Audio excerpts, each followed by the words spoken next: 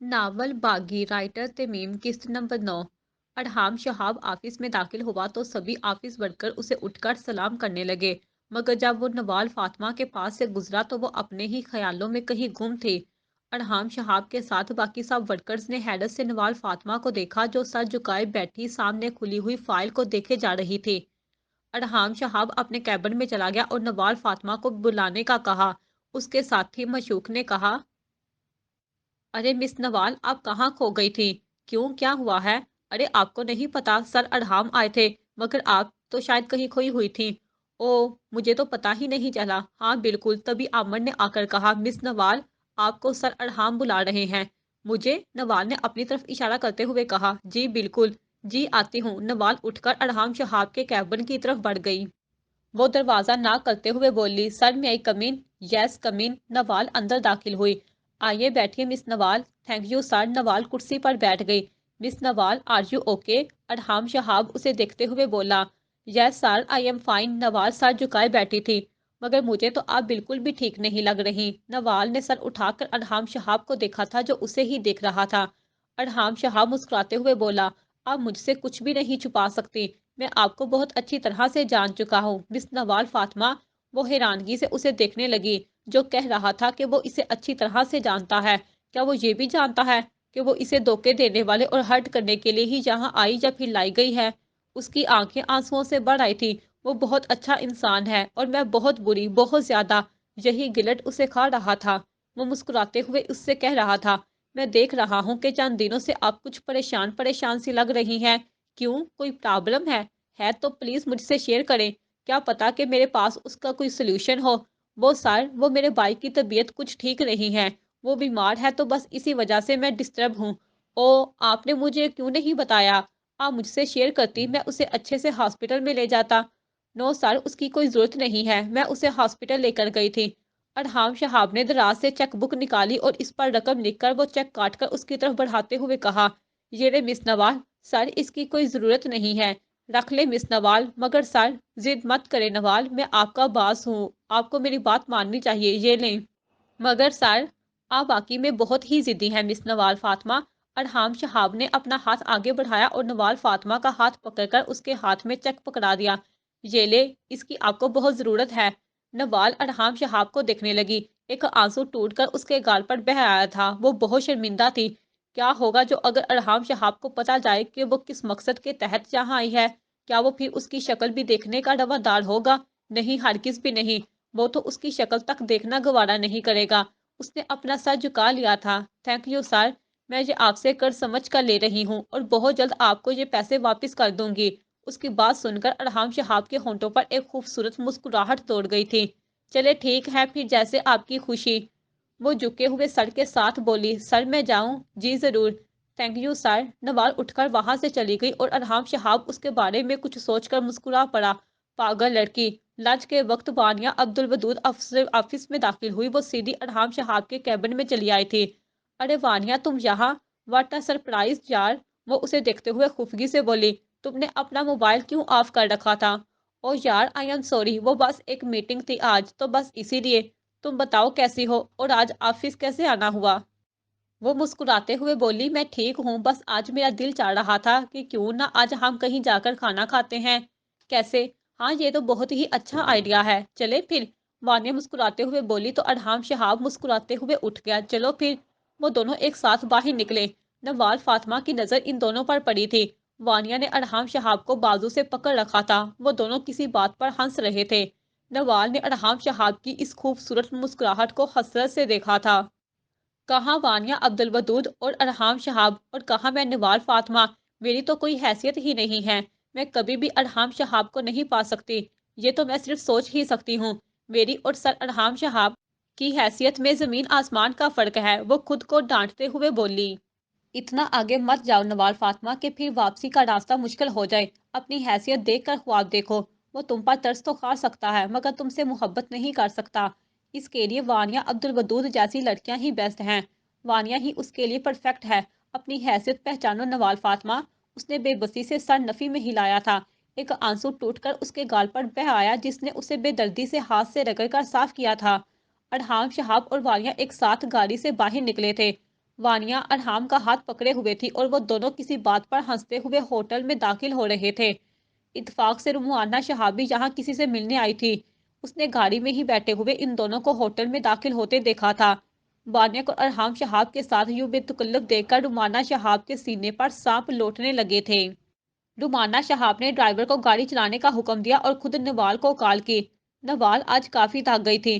काम करने के बाद भी उसने गर्दन सीधी की ही थी कि रुमाना शहाब की कॉल आ गई। वो पहले ही काफी डिस्टर्ब थी और अभी रुमाना शहाब ने उसे कॉल करके उसका रहा सहा मूड भी गारत कर दिया था। वो ऐसी ही थी, जब करने पर आती तो फिर किसी को भी नहीं देखती थी कि सामने कौन है। उसने मोबाइल कान से लगाते हुए कहा, जी कहिए। नवाल, मैंने तुम्हें किस काम के लिए वहां भेजा था? शायद तुम भूल गई हो। हाँ मैडम, ऐसी कोई बात नहीं है। तो फिर तुम अपना काम करने में क्यों नाकाम रही हो? वो इस पर अपना गुस्सा निकाल रही थी। मैडम, मैं समझी नहीं। नवाल, मेरे साथ ज्यादा चालाकी दिखाने की जरूरत नहीं है। आज अरहाम वानिया के साथ लंच करने गया है और तुम उधर बेफिक्र होकर बैठी हो। मैं तुम्हें इस काम के लिए पैसे देती हूँ। वो भी बिगड़ कर बोली। मैडम, आप अपना गुस्सा गलत जगह निकाल रही हैं। आपका ये रवैया मेरे लिए नाकाबिले कबूल है। जानती हूँ कि हमारे दरमियान मुआहदा हुआ है, मगर अभी तक आपने मुझे रकम नहीं दी है। अगर आप मुझे इस काम की रकम देती तो फिर आपका गुस्सा मुझ पर बजा था, मगर मैं यूं ही आपकी डांट और गुस्सा बर्दाश्त नहीं कर सकती। मेरी भी सेल्फ रिस्पेक्ट है मैडम। अगर आप ये नहीं कर सकती तो फिर मैं खुद ही ये मुआहदा तोड़ दूंगी। ढूंढ लीजिएगा कोई और लड़की, आपको लगा आपका काम करेगी और आपका गुस्सा भी बर्दाश्त करेगी। और रही बात अरहाम शहाब की, तो क्या वो हर वक्त मेरी जेब में रहते हैं? या फिर वो मेरे गुलाम हैं, जो मैं कहूँगी वो वही ही करेंगे?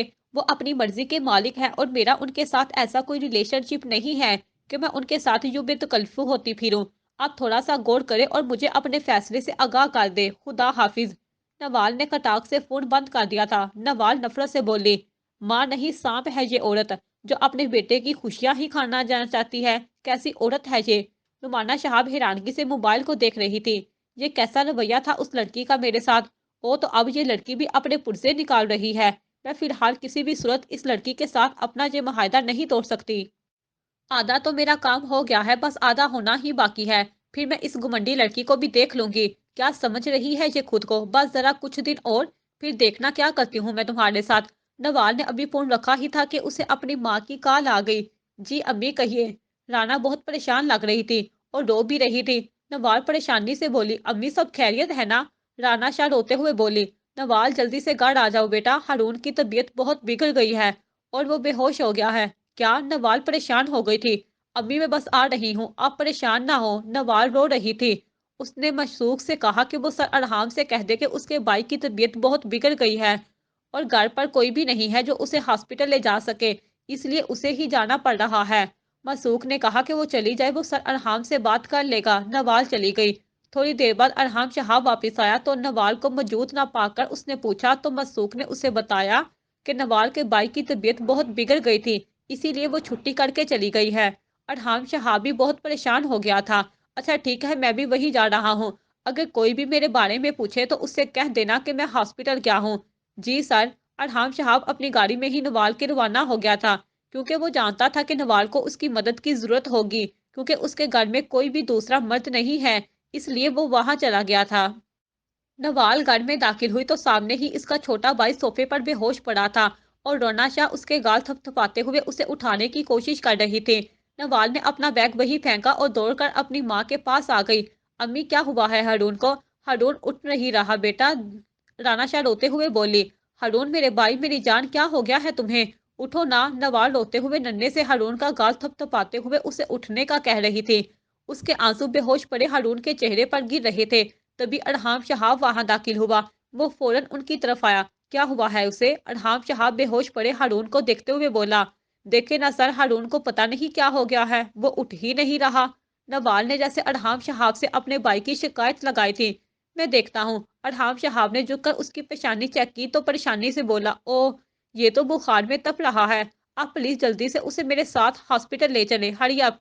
अरहाम शहाब ने जल्दी हारून को अपने बाजुओं में उठाया और उसे लेकर बाहर को भागा। उसके पीछे ही राना शाह और नुवाल भी भागी थी। हारून को राना शाह की गोद में लटाकर अरहाम शहाब ने ड्राइविंग सीट संभाल ली और गाड़ी स्टार्ट कर दी। वो देख रहा था नवाल रो रही थी और अरहाम शहाब को उसके ये आंसू बहुत तकलीफ दे रहे थे। न जाने क्यों हारून गहरी गहरी सांसें लेने लगा। नवाल परेशान हो गई امی دیکھے نا ہارون کو کیا ہو رہا ہے، سر دیکھے نا ہارون کو کیا ہو رہا ہے۔ ارحام شہاب بھی پریشان ہو گیا تھا اور گاڑی کی سپیڈ بڑھا دی تھی۔ ہارون کو ایمرجنسی وارڈ میں منتقل کر دیا گیا تھا۔ نوال کا رو رو کر برا حال تھا۔ ارحام شہاب رانا شاہ کو تسلیاں دے رہا تھا۔ آنٹی انشاءاللہ سب کچھ ٹھیک ہو جائے گا، اب اللہ پر بھروسہ رکھیں۔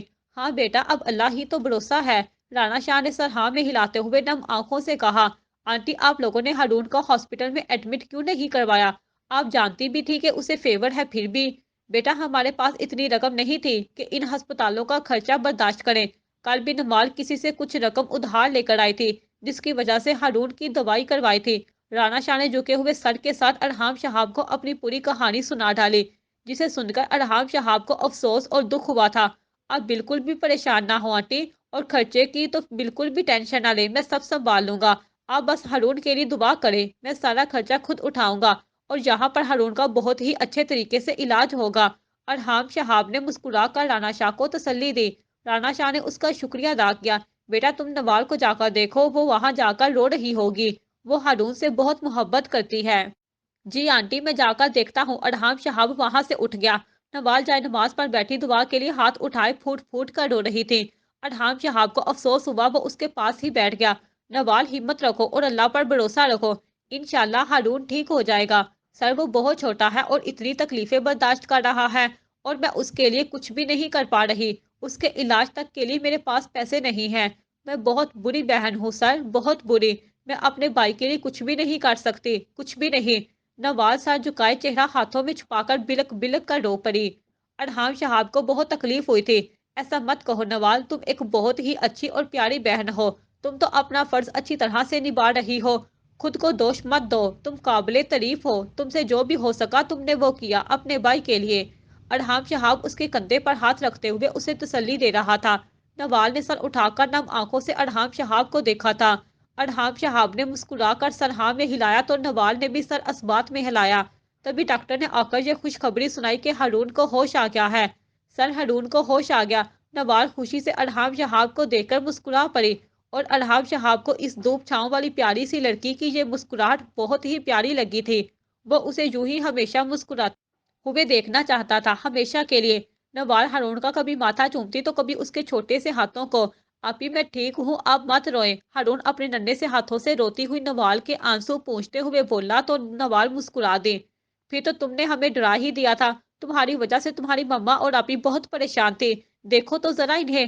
ارحام شہاب نے جھک کر ہارون کا گال تھپتھپاتے ہوئے کہا تو ہارون نے رانا شاہ اور نوال کو دیکھا۔ آئی ایم سوری ماما اینڈ آپی، پرامس آئندہ میں کبھی بھی بیمار نہیں پڑوں گا۔ اس کی بات پر وہ تینوں ہی مسکرائے تھے۔ اچھا آنٹی اب میں چلتا ہوں۔ ٹھیک ہے بیٹا، جاؤ نوال سر کو باہر تک چھوڑاؤ۔ ارے نہیں نہیں آنٹی، اس تکلف کی کوئی ضرورت نہیں ہے، میں خود چلا جاؤں گا۔ بیٹا پہلے ہی تمہارے ہم پر بہت احسانات ہیں، اگر تم ہمیں بر وقت ہسپتال نہ لاتے تو نہ جانے کیا ہو جاتا۔ آنٹی شکریہ ادا کر کے مجھے شرمندہ نہ کریں، میں آپ کے بیٹے کی طرح ہوں۔ اللہ تعالیٰ تمہیں خوش رکھے اور اس نیکی کا بہترین اجر دے، کسی نیک ماں باپ کی اولاد لگتے ہو تم۔ ارحام مسکرایا۔ اچھا اب میں چلتا ہوں۔ ارحام شہاب خدا حافظ کہہ کر باہر نکل رہا تو نوال بھی اس کے پیچھے چلی آئی۔ سر جی، ارحام شہاب نے پلٹ کر نوال فاطمہ کو دیکھا جو سر جھکائے اپنے ہاتھ کی انگلیاں مروڑ رہی تھی۔ آپ کو کچھ کہنا تھا؟ وہ اسے دیکھتے ہوئے بولا۔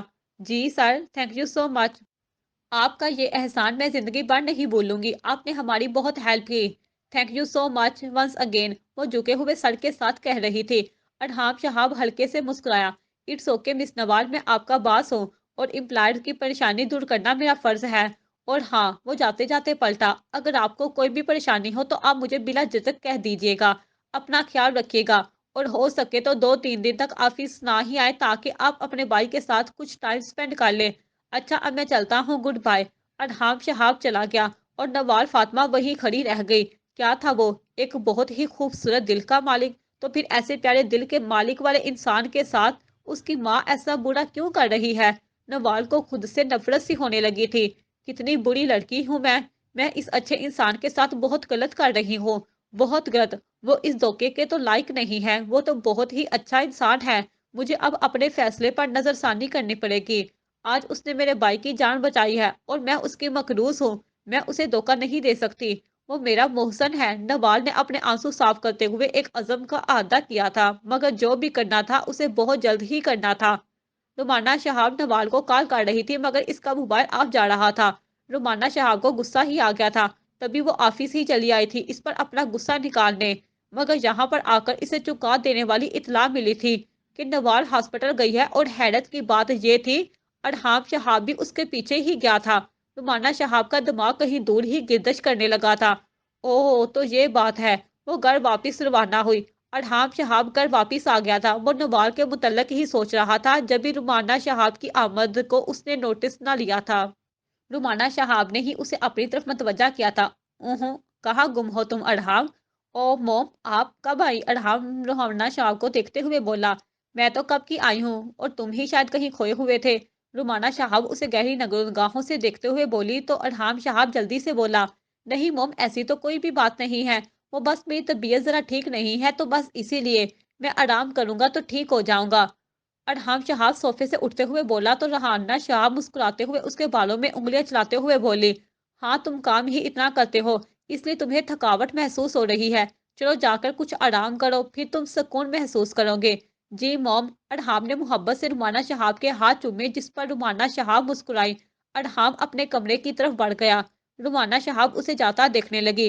بیٹا جی، میں تمہاری اس طبیعت کی خرابی کی وجہ بہت اچھی طرح سے جانتی ہوں، اس کا مطلب ہے کہ نشانہ ٹھیک جا رہا ہے، مگر یہ لڑکی تو مجھے بہت ہی تیز اور چلاک معلوم ہوتی ہے۔ اس نے تو چند ہی دنوں میں ارحام شہاب جیسے لڑکے کو اپنے قابو میں کر لیا ہے۔ اب تو مجھے بھی خبردار رہنا ہوگا، ورنہ وانیہ عبدالودود سے تو میری جان چھوٹ ہی جائے گی، مگر اس نوال جیسی چلاک اور ہوشیار لڑکی میرے گلے پڑ جائے گی، جو کہ مجھے کسی بھی صورت قبول نہیں ہے۔ بس جلدی سے میرا کام ہو جائے، پھر اس لڑکی کو رقم دے کر چلتا کروں گی، ایسا نہ ہو کہ اس لڑکی کی نیت ہی بدل جائے۔ رومانہ شہاب کچھ اور ہی سوچنے لگی۔ حذیفہ مبشر گلالہ کو اپنے ساتھ ہی گھر لایا تھا۔ اس اجنبی لڑکی کو دیکھ کر ایک لمحے کے لیے نسیمہ، ماوی، مبشر، حسن اور ثروت کو لگا تھا کہ کہیں حذیفہ مبشر اس نیلی آنکھوں والی لڑکی کے ساتھ نکاح کر کے تو نہیں لایا۔ سب سے زیادہ ڈر تو نسیمہ کو ہی لگا تھا، کیونکہ اسے اپنی ساری محنت پانی میں جاتی نظر آ رہی تھی۔ اسی نے ہی سب سے پہلے پوچھا تھا، حذیفہ بیٹا یہ کون لڑکی ہے؟ حذیفہ نے باری باری ان سب کو دیکھا جو اسے ایسی مشکوک نگاہوں سے دیکھ رہے تھے کہ حذیفہ کو بھی ان کی نگاہوں سے ڈر لگا تھا۔ دیکھیں آپ لوگ جو بھی سمجھ رہے ہیں ویسا کچھ بھی نہیں ہے، میں نے ایسا کچھ بھی نہیں کیا ہے۔ تو پھر یہ لڑکی کون ہے؟ ثروت نے پوچھا۔ موم ڈیڈ، یہ لڑکی مجھے جنگل میں ملی تھی جب میں ہرن کا شکار کر رہا تھا۔ کون ہے یہ لڑکی اور کہاں سے آئی ہے؟ اس بار مبشر حسن نے پوچھا تھا۔ ڈیڈ یہ شیرین ہے، یہ مشہور بدنامہ زمان ڈاکو احتشام خان المعروف لالا کی بیٹی ہے۔ حذیفہ نے پوری کہانی انہیں سنا ڈالی۔ گل لالا سر جھکائے کھڑی تھی۔ یہ سنتے ہی کہ گل لالا ڈاکو کی بیٹی ہے، نسیمہ نے فوراً سے ایک ہاتھ میں اپنے گلے میں پہنی سونے کی چین پر تو دوسرے اپنے کانوں میں پہنے سونے کے جھمکوں پر رکھا تھا۔ ہائے اللہ، ڈاکو کی بیٹی گھر میں آ گئی ہے، اب تو مجھے اپنے زیورات چھپانا ہی پڑے گا۔ گل لالا نسیمہ کو دیکھنے لگی۔ پھپھو شیرین ایسی نہیں ہے، حذیفہ نے جلدی سے گل لالا کی حمایت کی تھی۔ ارے ایسے کیسے ایسی نہیں ہے؟ ڈاکو کی بیٹی بھی تو ڈاکٹرو ہی ہوتی ہے۔ بھائی صاحب میں تو کہتی ہوں کہ اس لڑکی کو ابھی اور اسی وقت ہی گھر سے باہر نکال دو۔ مجھے ڈر ہے کہ کہیں یہ بہنو پیار نہ ہو۔ یہ کہانی گھر کر شاید وہ حذیفہ کی ہمدردی حاصل کرنا چاہتی تھی، تاکہ اس طرح وہ ہمارے گھر میں داخل ہو اور پھر موقع ملتے ہی وہ واردات کر کے سارے زیورات اڑا کر بھاگ جائے۔ بھائی میں تو اپنی الماری کو لاک لگا دوں گی۔ ڈاکو کی بیٹی گھر میں داخل ہوئی ہے، اس طرح بے فکر ہو کر نہیں بیٹھنا چاہیے۔ یہ کہہ کر نسیمہ اپنے کمرے کی طرف بھاگی تاکہ جا کر اپنی الماری کو لاک لگا سکے۔ گل لالا کا سر جھک گیا تھا اور اسے اس طرح دیکھ کر حذیفہ مبشر کو دکھ اور افسوس ہوا تھا۔ اس نے التجائی نگاہوں سے اپنے باپ کو دیکھا تھا۔ پلیز ڈیڈ، پلیز موم سمجھنے کی کوشش کریں، شیرین کہاں جائے گی؟ پلیز اسے یہی رہنے دے پلیز، وہ التجائیں کر رہا تھا۔ اچھا ٹھیک ہے، تم اسے آخری والے کمرے میں لے جاؤ، یہ تب تک وہی رہے گی جب تک کہ اس کے باپ کا کچھ پتہ نہیں چل جاتا۔ مبشر حسن نے اپنا فیصلہ سنایا، جسے سنتے ہی حذیفہ مبشر خوشی سے مبشر حسن کے گلے لگ گیا تھا۔ Thank you so much dad, آپ بیسٹ ہیں۔ مبشر حسن مسکرایا۔ آئے میرے ساتھ۔ گل لالا اس کے ساتھ چل پڑی۔ یہ آپ نے کیا کیا مبشر؟ آپ نے اس ڈاکو کی بیٹی کو گھر میں کیسے رہنے کی اجازت دے دی؟ ثروت اس سے پوچھ رہی تھی۔ ثروت مجھے وہ لڑکی سچی لگی تھی اسی لیے۔ اچھا تو پھر آپ اسے کسی دارالارمان میں ہی چھوڑ آئیں۔ آپ یہ بات خود ہی اپنے صاحبزادے سے کہہ دیں، مجھ سے تو اس کی ہمت نہیں ہوگی۔ मुबशर हसन ये कहते हुए मुस्कुराया था, जिस पर सरबत ने खुफगी से कहा, एक तो आप मेरी किसी बात को सीरियस लेते ही नहीं हैं। वैसे बेगम साहब, आपको डर किस बात का है? मुझे इस बात का डर है कि कहीं हुजैफा इस लड़की की मोहब्बत में ना पड़ जाए। मुबशर हसन हंसा। बेगम साहब, आप भी ना चले, फिर आपके इस खौफ का भी हल है मेरे पास। क्यों ना हम मावी और हुजैफा की शादी कर दें? हाँ, ये सही कहा है आपने। अब यही ही करना चाहिए। हुजैफा मुबशर गुलाला के साथ कमरे में दाखिल हुआ। ये रहा आपका कमरा। गुलनाला कमरे को देखने लगी, जो बहुत ही शानदार और खूबसूरत था। आपको कमरा अच्छा लगा? हाँ, ये खूबसूरत है। I am sorry Sherin, Huzaifa हिम्मत करके बोला। किस बात के लिए? शेरीन ने उसे देखा। मुझे आपका असल तारुफ नहीं करवाना चाहिए था कि आप डाकू की बेटी हैं। फूफो ने जो भी किया उसके लिए माजर। आपको कोई जरूरत नहीं थी झूठ बोलने की। आपने जो भी कहा वो बिल्कुल ठीक और सच कहा। बाबा को भी सच्चे लोग बहुत पसंद थे, और वैसे भी कभी ना कभी और किसी ना किसी दिन तो मेरी ये हकीकत पता चलनी ही थी कि मैं एक डाकू की बेटी हूँ। और सच भी तो यही है कि मैं डाकू की बेटी हूँ। आपको माफी मांगने की कोई जरूरत नहीं है। हुजैफा मुस्कुराया। अच्छा, अब आप आराम करें, काफी थक गई होंगी। आपको भी चाहिए, अब मुझसे कह दीजिएगा। शेरी ने सर हाँ में हिलाया और हुजैफा मुबशर कमरे से निकल गया। गुलनारा ने दरवाजा बंद किया और अपना नकाब उतार दिया। वो काफी थक गई थी, इसीलिए बेड पर लेटते ही उसे जल्द ही नींद आ गई थी। ऐसा नहीं था कि अली रजा मावी की मोहब्बत में गोडू गोडू डूबा हुआ था, बल्कि वो तो मावी की दौलत से मोहब्बत करता था जो उसे मिलने वाली थी। पहले उसने फेसबुक के जरिए मावी से दोस्ती की, फिर आहिस्ता आहिस्ता बातों के बाद मुलाकातों का सिलसिला शुरू हो गया। वो अपने बेवकूफ मावी तारक अली रजा की मोहब्बत में मुब्तला हो गई। वो उससे बहुत मोहब्बत करती थी, मगर वो नहीं जानती थी कि वो तो उसकी दौलत पर निगाहें जमाए बैठा है। पहले जब अली रजा को पता चला कि मावी एक यतीम लड़की है, तो उसने सोचा कि ये अदाकारी यहीं रोक दी जाए, क्योंकि मावी उसके किसी भी काम की नहीं थी। मगर जब बेवकूफ मावी ने उसे अपनी माँ की दौलत हासिल करने की पूरी प्लानिंग बताई, तो उसे भी उसमें दिलचस्पी पैदा हो गई थी। उसे मावी से नहीं बल्कि हुजैफा मुबशर की दौलत से मोहब्बत हो गई थी, जो मावी के जरिए ही अब उससे मिलने वाली थी। ओ मावी, तुम आ गई। मैं कब से तुम्हारा बेचैनी से इंतजार कर रहा था यार। मावी को देखते ही अली रजा मुस्कुरा कर से बोला था, आई एम सॉरी तारिक, ये मम्मी ही मुझे हर बार देर करवा देती हैं। क्यों, अब क्या कर दिया तुम्हारी मम्मी ने? अली रजा को तजस्सुस हुआ। वो दोनों ही कुर्सियों पर बैठ गए थे। वो मम्मी ने मेरा रिश्ता हुजैफा मुबशर के साथ तय कर दिया है। क्या? खुशी से अली रजा के मुंह से बेइख्तियार चीख निकली थी, जिस पर मावी ने उसे हैरानगी से देखा था। आ मावी, अब तुम हुजैफा मुबशर की हो जाओगी। अली रजा जल्दी से दुख में मुब्तला होने की एक्टिंग करते हुए बोला, तारक, मैं तुम्हारे अलावा किसी और के बारे में सोच भी नहीं सकती। मैं तुमसे मोहब्बत करती हूँ, हुजैफा मुबशर से नहीं। मैं आज ही जाकर मामू जान को बता दूंगी कि मैं हुजैफा से शादी नहीं करूंगी, बल्कि मैं अली रजा से मोहब्बत करती हूँ और उसी से शादी करूंगी। देखना मामू जान मुझे इनकार नहीं करेंगे और वो मान जाएंगे इस रिश्ते पर। मावी खुश होकर बोली, अरे नहीं नहीं मावी, ऐसा बिल्कुल भी मत करना तुम। अली रजा जल्दी से बोला था, क्योंकि इस तरह से तो उसका सारा बना बनाया प्लान चौपट कर देना था उस बेवकूफ लड़की ने।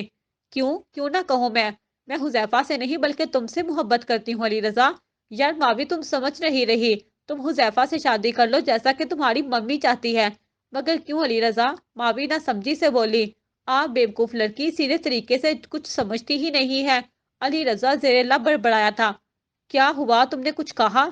नहीं, मैं तो ये कह रहा हूँ कि तुम हुजैफा मुबशर से शादी कर लो और फिर उसकी सारी जायदाद अपने नाम करवा लेना, और फिर उसे उससे रास्ते से हटाकर मुझसे शादी कर लेना, और फिर हम दोनों ऐश अशरत और मजे की जिंदगी गुजारेंगे। कैसे? उसने मावी से पूछा। मावी गहरी सोच में पड़ गई। हाँ, ये तुमने ठीक कहा। मम्मी भी मुझसे यही कह रही थी। हाँ बिल्कुल, क्योंकि तुम्हारी मम्मी भी मेरी जैसी ही सिफ्त आला रखती हैं। अली रजा ने जेरे लब कहा और मुस्कुरा पड़ा। सच में अली रजा, उसके बाद हम दोनों शादी कर लेंगे? मावी ने अली रजा से पूछा। हाँ बिल्कुल सच मावी, मुझे तुम्हारी कसम। हाँ, फिर तो मैं आज ही जाकर मामू से कहूंगी कि वो हमारी यानी हुजैफा और मेरी शादी जल्द जल्द कर दे। मुझसे और ज्यादा इंतजार नहीं होता। मावी खुश होकर बोली।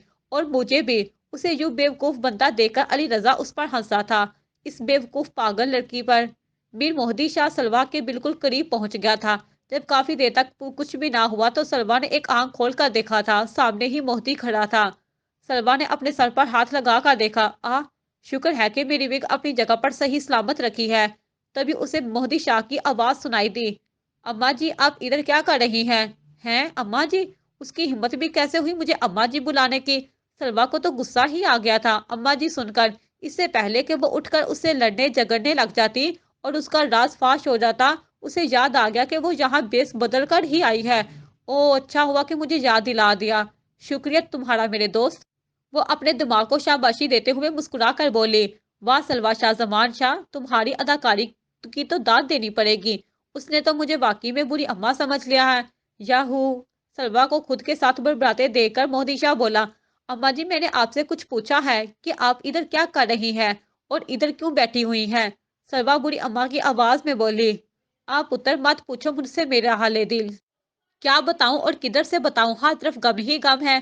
किसको हाले दिल सुनाऊं? मीर मोहदी शाह का मुंह खुल गया। ये अम्मा जी तो पूरी शायरा लग रही हैं। अम्मा जी हुआ क्या है? बस पुत्र गमों की मारी हूँ, मैं बदनसीब औरत हूँ। मेरे माँ बाप ने बड़े अरमानों के साथ मेरी शादी करवाई थी।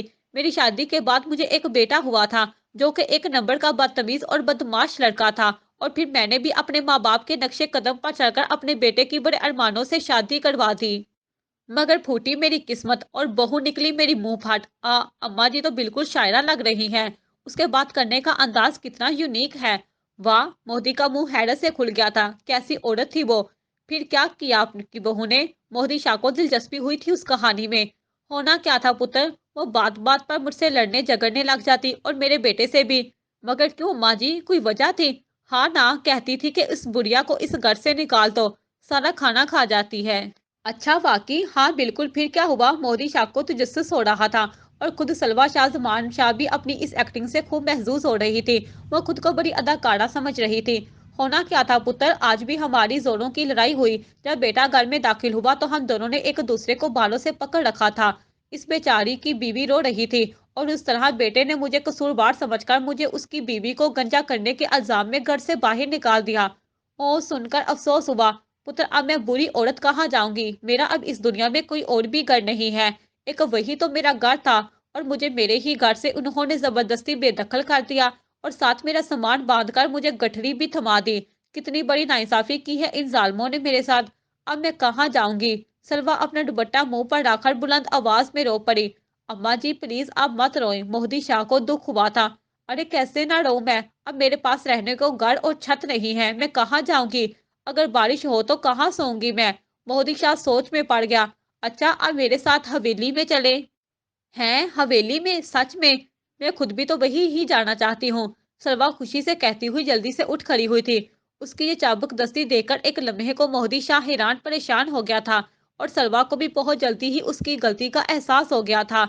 ओ नो, ये मैं क्या कर रही हूँ? मुझे आहिस्ता आहिस्ता से उठना था क्योंकि मैं एक बुरी औरत हूँ। सलवा जल्दी से नीचे गिर गई थी। हाय, मैं बुरी औरत उठ भी नहीं सकती। वो अपनी कमर पर हाथ रखते हुए बोली, अम्मा जी आप मुझे अपना हाथ दे। मोहदी शाह ने सलवा शाह जमान शाह की तरफ अपना हाथ बढ़ाया। सलवा कभी मोहदी शाह तो कभी उसके बढ़ाए हुए हाथ को देखती, फिर मुस्कुराते हुए उसकी तरफ अपना हाथ बढ़ाया जिसे मोहदी शाह ने थाम लिया था। मगर ये क्या?